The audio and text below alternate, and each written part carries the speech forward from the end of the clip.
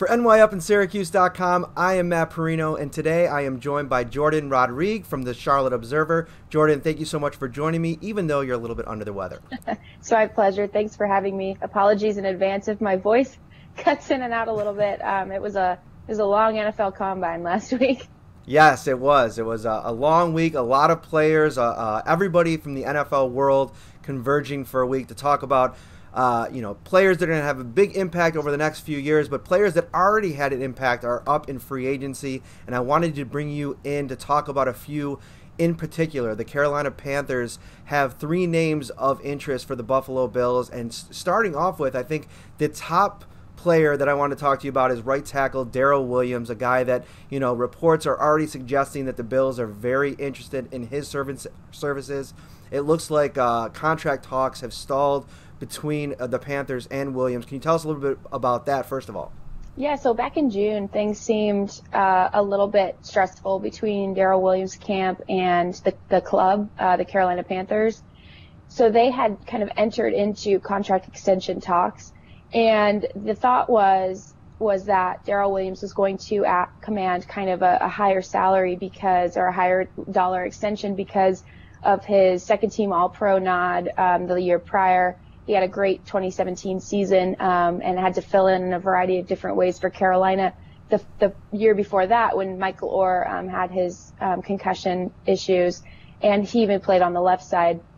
And so there was a huge gap financially between what Daryl's camp thought he would command in terms of an extension and what the Panthers kind of were offering at the time. So they talked stalled way back then. And they never really started back up, even though Daryl got hurt and had two separate knee injuries, had the surgery for repair. I'm told he's doing really, really well. He's back to full health, moving really great. But that didn't change any of the conversations that they were having. It didn't really, although I was told that the conversations were characterized as productive, it was also too late at this point to get anything done. He essentially feels like he has to enter free agency at this point. So I wouldn't be surprised if the Panthers put up one final offer sheet just to see if he was interested in that. But I have been hearing a lot of interest from a team like Buffalo, a team like New York, all these connections to Daryl, former general managers at each staff who had scouted Daryl and evaluated him when he was first coming out for the draft, and really still think that he's hitting his plateau, I guess, in terms of where he needs to be despite the injury. So I would not be surprised if Buffalo is one of the front runners here. And you look at Daryl Williams in the right tackle position in general, and fans even brought it up last night. And, I posed the question, if you can get yourself a center like Matt Paradis from Denver and a right tackle like Daryl Williams on the market, you may have to pay upwards of $30 million. And people were like, wait a second, what are we talking about here? We're talking about a right tackle and a center, $30 million. But you look at Daryl Williams and the fact that he does have, the honors. He has played at a high level despite the injury. He can command some serious dollars on this market. Yeah, Daryl, I think, is a good player. I think that in 2016 he was put in a really tough position because he had to move back and forth because Michael Orr was having the concussion problems. So Daryl, when he had to play left tackle, he's out of position. It's like someone asking you to write a story with, I think if you're not left-handed, someone asking you to write a story with your left hand instead of your right, if your right hand is your dominant hand, and then file on deadline. And so it's just a difficult situation for him to be in that year. And I think that kind of hurt his, I guess maybe external perception of what people kind of think of him. But he was a player where if the Panthers did not have third-year tackle or incoming third-year tackle Taylor Moton on the right side, and if they did not have a guard like Trey Turner on the right side, Daryl would be an incredibly important piece for the Panthers to bring back. But because he was hurt all last year and Taylor Moton and Trey Turner got a chance to develop their rhythm, and then they need at least two anchor points on this offensive line because they lost Ryan Khalil, and they don't really still know what they're doing at left guard. And Matt Khalil on left side, who the hell knows what's going on with that guy? And so they needed these two anchor points. And so Daryl, I think they would have liked to sign to a more team-friendly deal if they give him an offer sheet, because they would like to still plug him in because of his leadership qualities and because he is he's not going to lose a game for you, essentially. He's a solid tackle, way better on the right side than the left. But if they had an emergency with Matt Khalil, they knew they could plug him in as their left tackle if it turns out that Matt Khalil is going to be designated as a post-June 1st cut, which he very well could be. So it kind of gives the Panthers a little bit more of a complicated situation. But Daryl Williams, it does show, this whole situation does show the value. They're not just letting him walk in free agency, essentially. He is going to be a free agent more so because they're still not very clear on what's going to happen on the left side of their offensive line, essentially. So they still place a lot of value on him. They don't want to let him go, but he kind of has to test the market at this point. Mm-hmm. And you talk about Williams, the player. One of the areas where the Buffalo Bills really struggled last season was in the run game. Lesean McCoy had 3 straight seasons since he came over from Philadelphia of very high production, and you saw that fall off last year. They lost some key pieces on this offensive line. Talk about Williams, the player, a little bit. What does he bring as both a run blocker and then as a pass blocker? Well, he's solid. The thing that he commands from himself more so than anything else is consistency. And I really would have liked to see what he could have done with Christian McCaffrey in Norv Turner's system. Because when Mike Shula was calling plays in Buffalo, it was a lot of running up the gut. It was a lot of, inside running, and in places that at times were a little bit baffling as to why Jonathan Stewart was getting the call that he was getting at that time, and it just wasn't very productive. But now Daryl is very, very quick laterally, and so with some of the types of run blocking that they do with the Lesean McCoy, with the shiftier back, with someone who can kind of find those cutback lanes really well, Daryl is great, especially in the second and the third blocking tier. And I think that that's going to be really important, is a guy who can come back and be athletic and be quick in run blocking, just as, we always think about you having to be quick in pass pro, but in run blocking, especially with a shiftier back, I think Daryl will be a good fit for that system if he does go over there. I also think, I think that I'm a little skeptical of anyone coming off a knee injury. I think that that's something that he really very much has to prove, that he is back to full health. And the guy's patella was on the side of his leg. That's how bad he dislocated his knee in training camp last year. Mm-hmm. And so I'm always a little skeptical of a guy coming back from a knee injury. I'm the same amount of skepticism with Matt Khalil coming back from a knee injury for the Panthers next year. I just am not certain that anyone can be as effective when they have that much weight on their lower body like that and have to keep that low center of gravity and move laterally, especially with knee injuries, especially with what he experienced. I am always going to be a little skeptical, but, Daryl had showed back in 2017 that he was the Panthers' most consistent offensive lineman. So I think that that's something that he wants to continue to do in run blocking and in pass pro. And they weren't, a lot of the pressure was keying in on Matt Khalil back in 2017 as well, and that wasn't going well for Cam Newton. So I think that Daryl will get a chance to prove his consistency. Mm-hmm. No, it's definitely a great point that you bring up, and I think that's something that fans talk about when you're talking about the price tag on a player. As the highest paid right tackle in the league is around $11.5 million. He's the only one over 10 in the league. So if you're talking about those numbers and a guy coming off a serious injury, something to definitely think about if you're Brandon Beane. But moving along to a wide receiver, this Buffalo Bills front office loves Carolina wide receivers. I mean, they gave up a third-round draft pick for Kelvin Benjamin in 2017, and obviously that didn't work out as well as they would have hoped. He was released before the end of last season, and now another option on the free agent market in Devin Funchess. He'll turn 25 this year. Somebody that's had his moments, but for the most part, probably a bit of a disappointment in Carolina. Where do things stand with Devin in terms of the Carolina wanting to bring him back or not? Well, they don't. And they've made that pretty clear. He was a healthy scratch in Week 17 against New Orleans. And it was kind of I think that the disappointment came from the coaching staff and a little bit maybe of his teammates. And that's not to say there was any contention there or anything like that, but I think that Devin was really expected to step up this year in Carolina, especially with Kelvin gone. Devin did such a great job taking over as kind of that X receiver when Kelvin left in the middle of the season last year when he was traded to Buffalo. And he had, a series of 4 games they were really, really great. He had something like 486 yards in 4 games. And that was a kind of production that Carolina had not been seeing from its receivers in a long time. And so that was, okay, well, maybe he can handle this role. But there's really some huge durability concerns. He hurt his shoulder and then just tried to play through it at the end of the year, but his production just completely dropped off. And then this year, when he was in his contract year, he was expected to come over and take a leadership role in mentoring some of the young guys that were coming into the roster, especially number 1 pick DJ Moore. And he was supposed to kind of fill that role of the X in the locker room, but also understanding that the Panthers were kind of going toward a faster, more versatile, more positionless, receivers are running backs are receivers type of offense. And Devin would kind of continue to be a red zone target. If they needed him as a deep threat, then they would try to use him as a deep threat as well. And that didn't pan out either.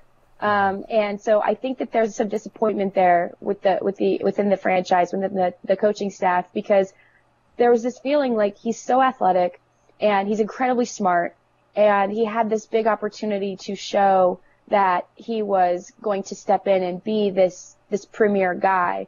But instead, you see games like the Detroit game where he dropped 5 passes and then, screamed at multiple people in the locker room afterward.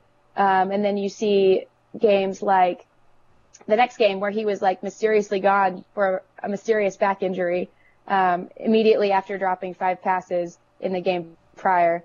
And then, you saw the game after that where Cam Newton very obviously tried to get him the football, and it still wasn't, you still didn't feel a click there. You just still didn't feel things kind of happen for him in terms of where he needed to be.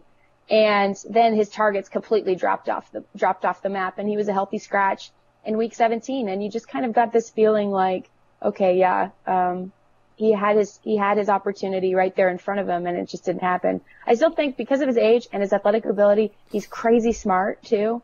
So, he will be a great, I think, red zone threat for somebody. I don't think he should command the type of money that, top receivers have commanded in this market in the past. Especially we saw last year, their wide receiver market inflated so much. I think Antonio Brown, et cetera, will kind of continue to inflate that a little bit. But, he has the numbers of a number 2 or number 3 receiver, on a roster. But the mentality seemed to be all year that he wanted to command number 1 receiver type of dollars. And I just don't think those two things are going to match up or should match up in free agency. But I think if he goes to a place where he's in a good system, the right fit, somewhere that is not maybe shifting toward this style of play that Carolina was shifting toward, something a little bit more traditional, where he can still be used as an X, and as a red zone threat, I think that would be a good fit for him. Mm-hmm. One of the, I think, there's some interest, from some local media in Devin Funchess just because of the connections, because it's a familiarity between Brandon Beane and a Devin Funchess. And you bring up the fact that, there is still some runway here for his career, and maybe, a different scene, a different locker room. But that is something that you bring up that I think is interesting, that fans, know all too well around here, is that, Brandon Beane, Sean McDermott, they want guys that fit into this locker room, that buy into the system. And, there was points this year where a frustrated Lesean McCoy, kind of having some outbursts in the locker room, was benched for the start of a game because it took some issue with a reporter suggesting that he wasn't going to be the number 1 running back late in the season as other young guys get a look. So that's something interesting to factor in. And then, something we'll talk about as well, we can talk about it now, this whole dynamic of anytime a Carolina person, whether it be a player, a coach, a janitor, whoever it is that works in the building out in Carolina, gets a look here in Buffalo. And it's something that, obviously Ken Dorsey was brought in, and somebody that worked very closely with Cam Newton. Some people kind of a head scratcher. He's been out of the league for a few years and wasn't even in the pro game. But now you look at a guy like Devin Funchess, and we'll talk about Thomas Davis. So many connections. Is it something that is on the radar in Carolina? Is it something that people have a joke over when it comes to Carolina people in this Buffalo organization? Yeah, I was just telling you, we got to get like a media barbecue together, because I feel like we all are connected in all these ways. But yeah, that's definitely something people joke about here, and it's kind of, like you said, it's a little bit of an eye roll here as well, because as soon as it's announced that a player is going to hit free agency, like yesterday when, I was reporting that Daryl Williams is probably going to test the market, the first comments you get are like, okay, Buffalo, here he comes to Buffalo, and all that stuff, and with Devin as well. I think that people kind of forget how much of a responsibility Brandon Beane had within the Panthers organization, though. And so I think I love to make the jokes about it just as much as anyone, because I think it's hilarious, because there's so much roster consistency there. But at the same time, Brandon Beane spent, 10 years of his life, like, scouting heavily and making some huge personnel decisions that I don't think a lot of assistant GMs get to make. And he is responsible for finding a lot of these players that, just as Carolina has just shifted a little bit, pivoted a little bit in terms of their game plan and kind of the things that they like to do, plus has pivoted where their money has been tied up. It's been kind of a shift in those players and those personnel. But Brandon Beane spent so much of his life scouting those specific players that I don't think he feels like he's taking them from Carolina, or I don't think he feels like he is getting guys who are former Carolina Panthers. I think that he feels like he's getting guys who he knows way even before that, who he kind of discovered, for lack of a better phrase, because he was so heavily involved in that side of the front office, and he was making so many of those decisions. A guy like Daryl Williams, for example, I mean, that's a Brandon Beane guy. And so that's not necessarily a Dave Gettleman guy. That's a Brandon Beane guy. Mm-hmm. And so it's really, really interesting. We make the jokes and everything, but I would actually wonder if, maybe in a psychological question, or like just kind of a more of a mental question, does he think that these are former Carolina Panthers players, or in his mentality, does he know them from when they were, early college prospects and they first came on his radar? And that's when, and he spent so much of his life kind of scouting them and and kind of projecting and asking where they would be in 5 years and what their development would look like. That I almost wonder sometimes if he kind of just thinks of them as guys that he just guys that he scouted, just the same as he's doing in Buffalo. So I think that would be an interesting perspective to kind of dig into a little bit. But when it comes to these things, especially when it comes to a receiver like Devin Funchess, the Kelvin Benjamin situation, I mean, are you comfortable with potentially making the same mistake twice? Mm-hmm. I mean, they brought Kelvin in because they wanted to see what he would do with a change of scenery. And obviously at the time, some weapons were needed over in Buffalo, and they needed a guy in the red zone, and like they maybe thought he could do well with a change of scenery. But he didn't. He was awful. I mean, let's just say it. And so I'm curious to think how much of a lesson they took from that per se. Because I would say that Devin Funchess is in a very similar position right now that Kelvin Benjamin found himself in, at the end of the 2017 season. 2016 season. Mm-hmm. Sorry. No, yeah. All the years blend. But I would say that I wonder what the conversations are like. Like, are you willing to make the same mistake twice? With Daryl, I think that would be a kind of a safer thing to do. But with a guy like Devin, I mean, he's not going to command anything less than, more on the higher end of receiver money. And I just don't know if you could commit that much to making the same mistake twice, essentially. Mm-hmm. We talked about the first two.